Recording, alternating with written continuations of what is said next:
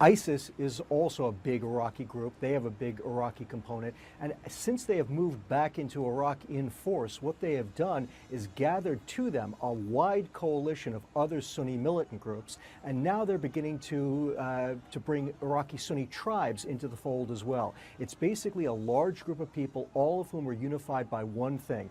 They hate and fear Prime Minister Maliki, and they believe that he is a Shia dictator. And most of those tribes, frankly, don't really care for ISIS or what it stands for, what it wants to do. They don't want a caliphate in Western Iraq, but they are more frightened and more unhappy with Prime Minister Maliki than they are with ISIS. And they see the militant cause as basically being the least of two bad options.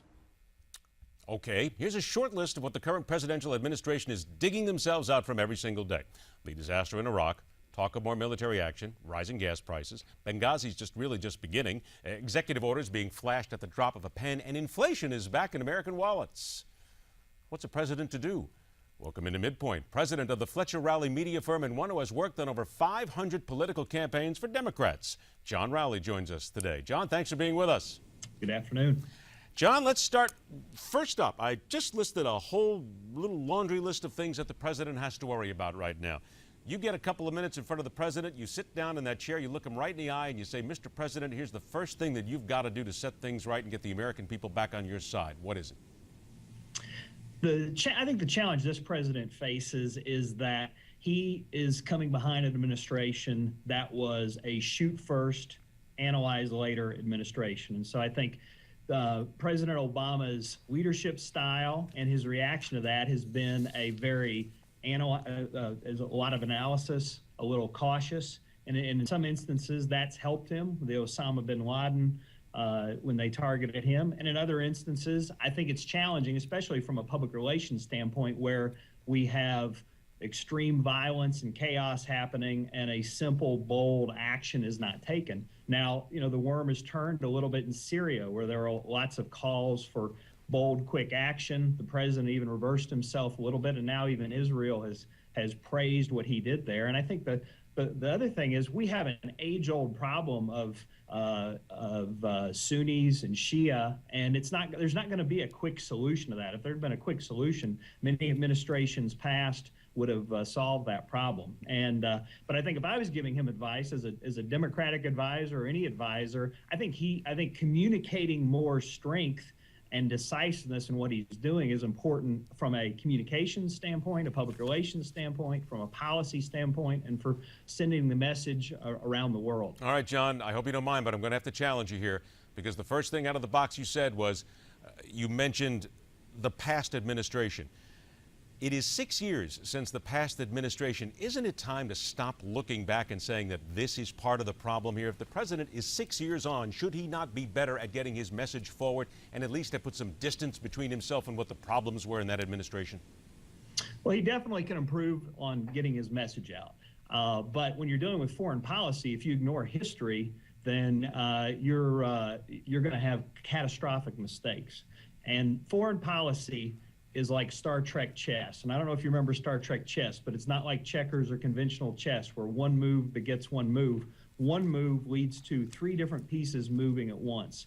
And that's how it is with foreign policy. And often even making the right decision, taking the right action in the short term with the information you have leads to chaos in the long term with foreign policy. I think history teaches us this. Indeed it does, but is it not worthwhile to say, though, and you're right, you have to think 2, 3, 4, 6 steps ahead in many instances of chess, but is it not fair to say, though, that this administration has proven in many instances, whether it's the war, whether it's the economy, whether it's other things, that they don't think ahead those 2 and 3 steps, that sometimes they are saying things, they come back, they make excuses, they apologize, they say we misspoke. There seems to be an awful lot of that, certainly in the craw of Americans, that they're getting that way too much, and that shows no thinking ahead whatsoever to a lot of people. I would disagree. I think if there's been a fault, it's been too much analysis and they haven't moved swiftly enough. Again, in some instances, that has helped.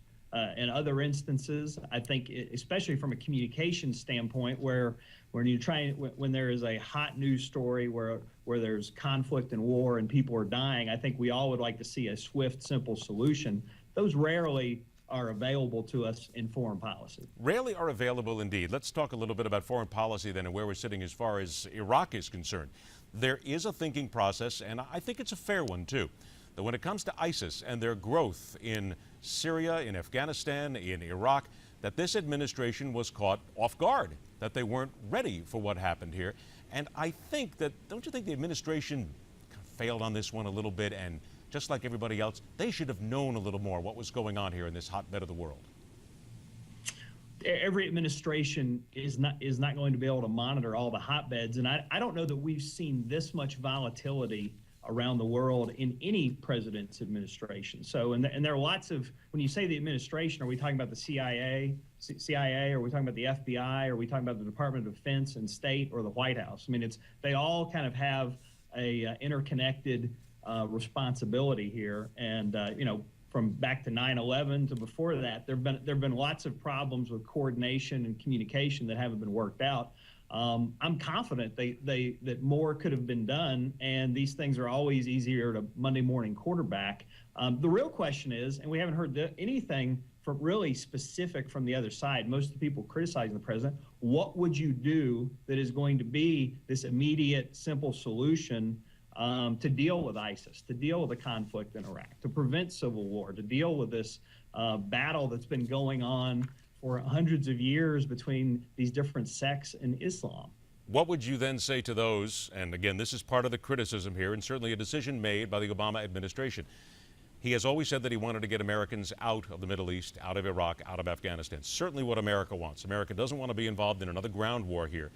But we are now looking at the distinct possibility that this president and this administration took our soldiers out too soon, left a vacuum, and the vacuum is now being exploited by a certain group. Does that not raise a concern that, again, perhaps they simply weren't thinking those 3, 4, 5 steps ahead, which, again, is fair to say, much like past administrations that we've seen. If you're going to learn from history, it would seem this administration hasn't really learned from history in that sense.